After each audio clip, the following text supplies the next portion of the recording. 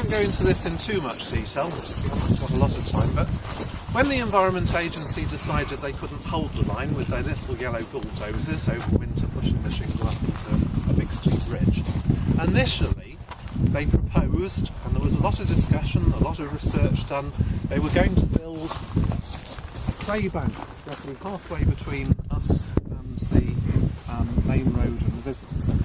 It's roughly where the hives are, if I take you down. They'd have excavated clay actually from part of the reserve, deepened some of the reed bed area and built a new sea wall, and that would have been grassed over. There was a lot of opposition.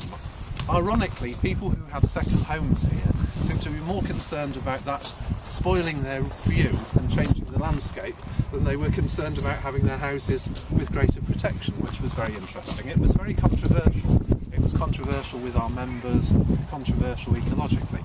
It was all set to go ahead at an investment of several £1 million to create this intermediate sea wall. So that would have been an example of, what, advance the line, hold the line?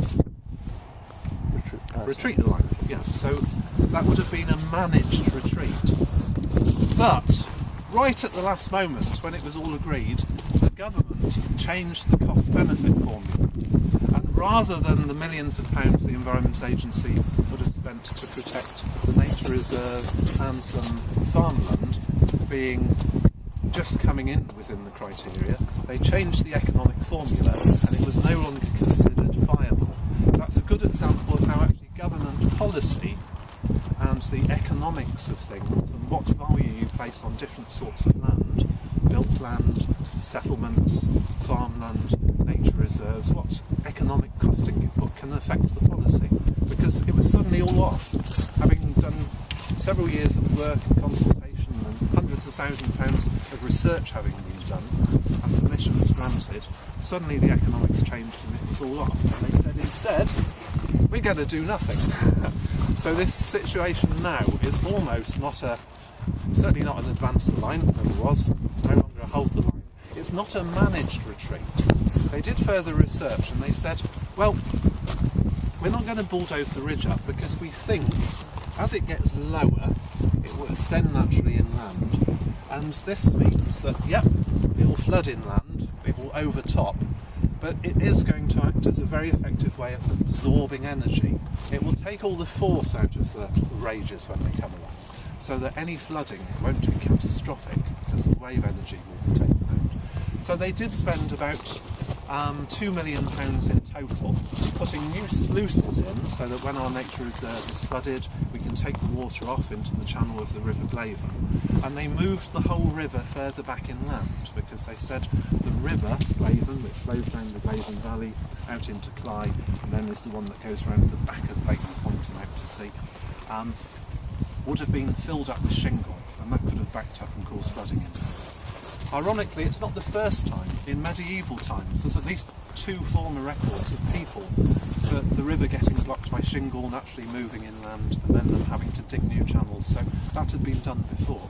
But so they invested on a kind of leave it alone, but with some mitigation, accepting that the reserve will flood. Because our nature reserve is protected not just under national UK law, it's a site of special scientific interest, but it's also a special area of conservation and a special protection area, an SAC and an SPC, which are under European directives which the government have signed up to.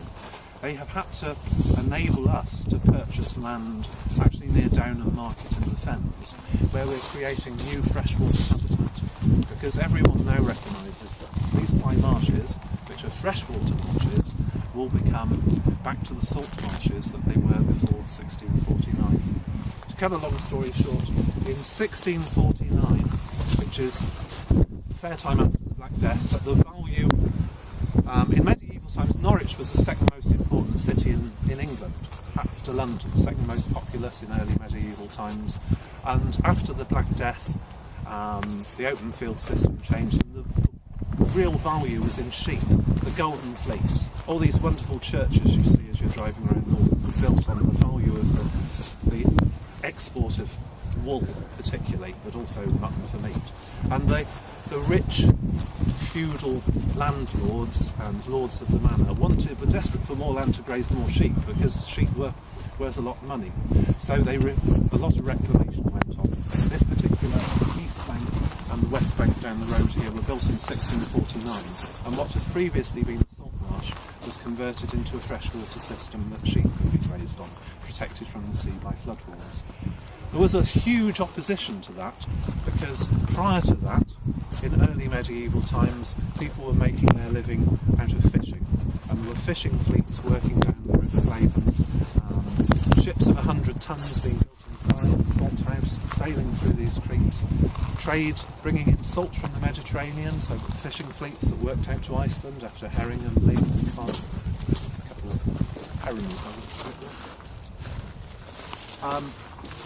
would go off with tons and tons of salt on because they'd be away for months fishing. So the fishermen realised if you started reclaiming the marshes, the rivers would silt up and it would kill the fishing industry, which is exactly what happened. But of course, they didn't have the power, it was the feudal lords who had the power, and they reclaimed the marshes. Let's go up this way a little bit. About the nature conservation importance and how we manage the reserve. This thing, which looks like a muddy puddle, and the muddy puddle behind you, are technically what are known as saline lagoons. The seepage at high tides through the shingle, they become filled with salt water from the sea, it evaporates and they get really, really salty. And they're actually a very internationally rare habitat. And in this lagoon, and smaller numbers in there, a globally endangered species called a starlit sea anemone. And you see children paddling around it in summer. I wouldn't guess 1 person in 1,000 who visits this nature reserve, because it's mainly bird watchers and people like the spectacle of birds, realise that in some ways this puddle is one of the most important habitats on the whole reserve, because it holds a globally endangered species. And rather ironically, if you've heard of a bird called a bittern, which we have breeding on this site but will lose as it becomes more saline because we'll lose the freshwater fish. Bitterns used to feed off eels, but the globally endangered species is the European eel, not the bittern. So if we're lucky enough to see a bittern feeding on an eel, you should be worried about the eel, not about the bittern, really. Level question on nature conservation, or on management of land for nature conservation.